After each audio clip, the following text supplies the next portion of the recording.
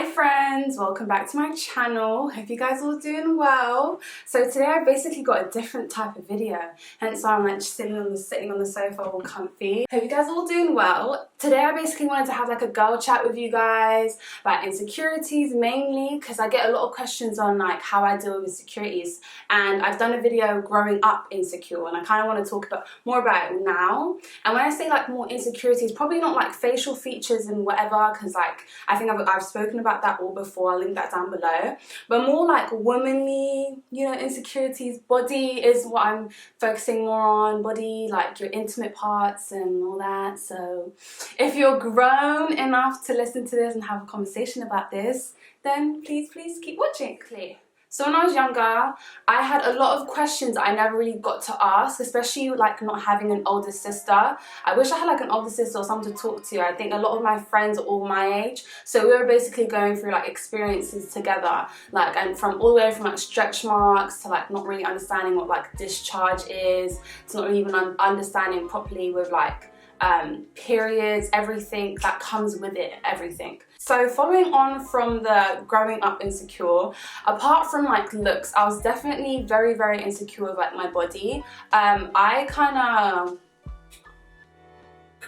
I went into puberty pretty late actually. I think I was definitely like flat chested front and back, like straight, and then like I remember my aunt told me like, oh, how are your like boobs growing? Are you getting like really big nipples? Because like when I don't know about anyone else, but like when my boobs started to grow, like I just had like really pointy, not even pointy, but just like puffy like little boobs, and then they grew. So I used to find like really weird, she would ask me and stuff like that, but she was more like a big sister to me, and I feel like that's what I needed. I didn't have a big sister. I'm the oldest of 4. It wasn't even like a bad thing, like I couldn't go to anyone like in my family. It just felt like weird. Like I remember my mom talking to me about like the birds and the bees, and it was just very, she did the best that she could, but it was just kind of like I just left the conversation like a big question mark. I was just like, what's going on here? But yeah, I just want to go into, what should we start off first? Let's just start off with the intimate area. If you're wondering what these products are here, I'm going to go into them. These products right here, oh, I'm knocking everything over. These are all EMPRESS body products. I'm going to do like a close-up of them so you guys can see. Basically, they're all to do with your sensitive part, your private area. This is the sensitive wash. I keep this in the shower. I use this pretty much every day. Let me tell you what it says. It's a natural, gentle way to cleanse and keep your honey pot. I like how they say honey pot. That's cute. It's, I think, yeah, it's safe for daily use. It's paraben-free, sulfate-free. I don't know how to say that. GMO-free, dye-free, artificial fragrance-free, cruelty-free, everything free. It's plant-based. The ingredients are all on the screen. I'll leave links down below so you guys can check out these products. I've been using this for like over 3.5 weeks now. I really like this. It works for me. I still get like discharge. I've even had times when I haven't used it and I haven't noticed a change. What it really does do, it just maintains. I will say this is a foaming wash, very gentle, nothing like that. It does leave me a little bit dry, but then once I'll just use the Yoni Exilla oil along with this, if you're getting like a foaming wash, and then get the oil after just to keep it nice and moisturized. I really like it. So yeah, I use the oil just after I've showered just to keep it like sweet. I always use it right after I shower. I don't really use it like freely. If I haven't showered, I won't touch this. And then you've got the Hydrate Mist. I can't lie, I don't use this that much. I just don't feel like I need it down there at all because of the wash. It's really good for me. That's really worked for me, so I haven't felt like I need to use a Hydrate Mist, but I'm guessing for the summer it should be really good. It's suitable for your whole body, but obviously external use only, so you wouldn't put it in between your, let's be very frank, in between your flats or anything, or just like spray the area. You're probably thinking like, oh, why are you using it down there? You shouldn't be using anything. You should be using only water, which is true. You should be using water. However, for me, right, I have used other intimate parts, the ones they sell at shops, and I just feel like like, no one told me it was a big no-no, and I had to find that it was a big no-no for myself, and then I found out there was actually a big no-no everywhere. I used to use Fem Wash in the beginning. I don't know if it was a friend that put me on. I think it was a friend, like, or like probably even an influencer that's kind of said, oh, I use it. So I was just like, okay, if it works for you, it should work for me. And it worked in a way for me, like, if we're being very, very honest. I thought it was working by me not having like discharge. When I started using it, it's not like I had an odor to begin with. I didn't have like a smell, but I know what sounds so weird. I know what I smell like, and I wasn't getting that. I wasn't getting any discharge, so I'm thinking, oh, this is how it's meant to be. Once again, no one older to me or no one around me to tell me, no, this is not what you should be using. And I thought it was working for me up until like, I think I was using it for maybe like a month, and like, I could just tell whenever I didn't use it, my pH balance was off. So I didn't like the fact that I needed that to maintain a pH balance, which wasn't even right to begin with, because if you're using sensitive washes down there, it needs to just maintain it, not try to change it. And I feel like with a lot of the sensitive washes, sensitive like cleansers or whatever they say they are, especially in the shops, they didn't work. And on top of that, I was speaking to my wax lady, and we were even talking about this even before they had actually approached me, which is really, really funny. Empress Body approached me after I had like a really, really long conversation with my wax lady, because she's just, you know, she's just down there. She takes care. She takes care of my down below, all my private parts.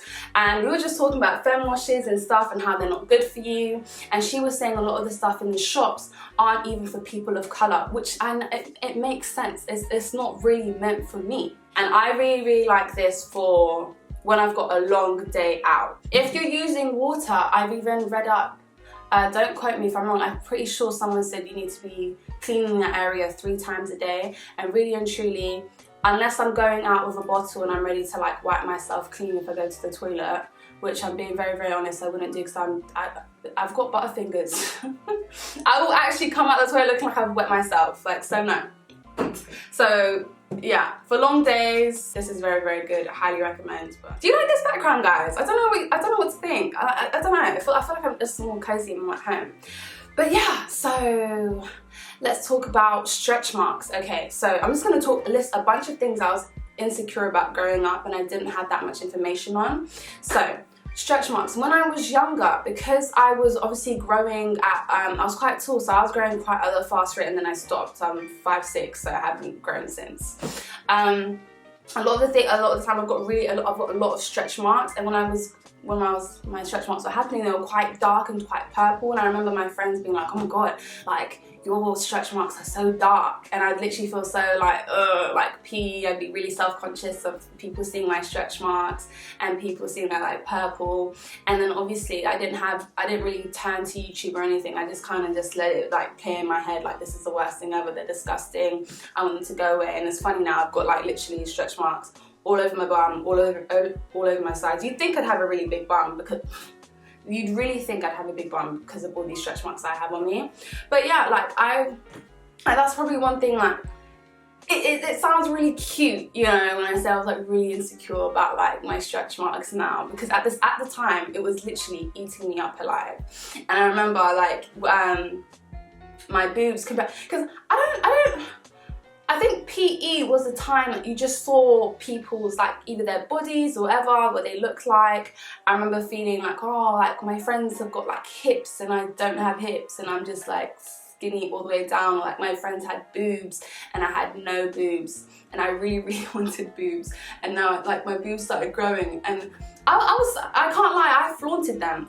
For my age, I was really trying to flaunt them. It was ridiculous. I was so excited to I had push-up bras and whatever. My boobs just naturally grew, and now now it's really funny because I'm so over them. I really want to be itty bitty committee. Like, they're not that big, but I wish they were a little bit smaller, just because they've got a bit of a sag to them. But it's okay. It's okay. Saggy boobs now. Discharge was one. I didn't really know much about discharge. Like, I remember just thinking like, what the hell is this? I didn't understand it, I didn't get it, I didn't really want to talk to anyone about it, because when you're younger you just feel so self-conscious and you think all these things are going to eat you up alive. And I remember having a conversation when I was younger with like this random girl. She was like, yeah, I don't get any discharge, I get nothing, like I'm literally fine, I don't get any of that. And like she really was talking down, and I thought like that meant I was like disgusting. I know, I was just very misinformed, because obviously with school and sex education they just kind of told you, yeah, people have sex and you get periods once a month and that's it. Oh my gosh, let me even tell you, okay, so being honest, I know a lot of girls will relate, a lot of them will relate. Obviously, basically, when I was also growing up, I also shaved my legs, which is what I shouldn't have done. I know all my aunties actually told me don't shave, but I just saw hair and I was just like, this hair needs to go, like my legs can't be cute if my legs are hairy. And what did I do? I started shaving. And my mom is like hairless. My mom barely has any hair, and I'm pretty sure my dad doesn't either. So it's just like I ruined it for myself. My parents told me, or my mom told me, do not shave.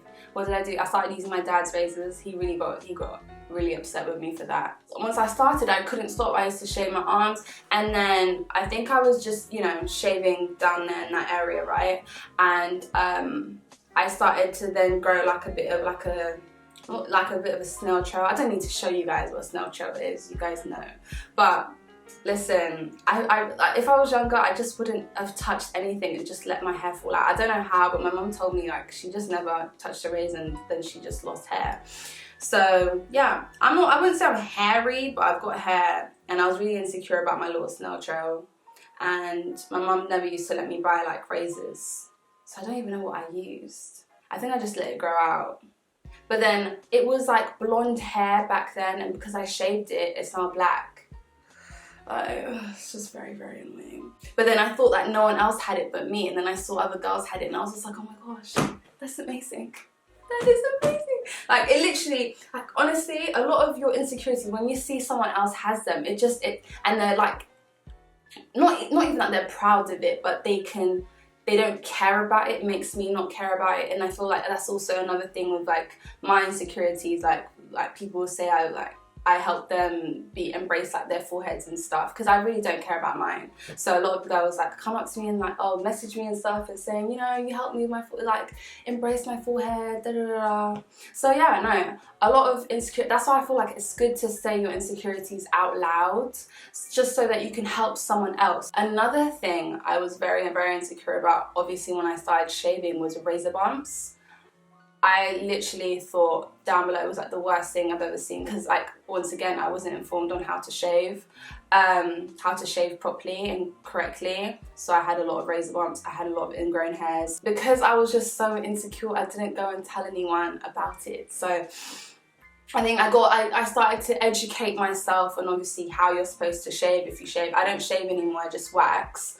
I would get laser treatment, but I'm just not that interested. Like, my hair I'm not that hairy to get laser. I just get sugaring done. How you're supposed to shave, I think you're supposed to, you know what, I'm gonna leave a link down below, because I might explain this wrong because I don't shave anymore. And obviously exfoliate, like use exfoliating gloves and exfoliate around there. I found out when I was shaving that really helped keep away razor bumps and ingrown hairs. Thank you guys for watching my little girl chat video. Let me know if you guys want more videos, and I'll be sure to do them.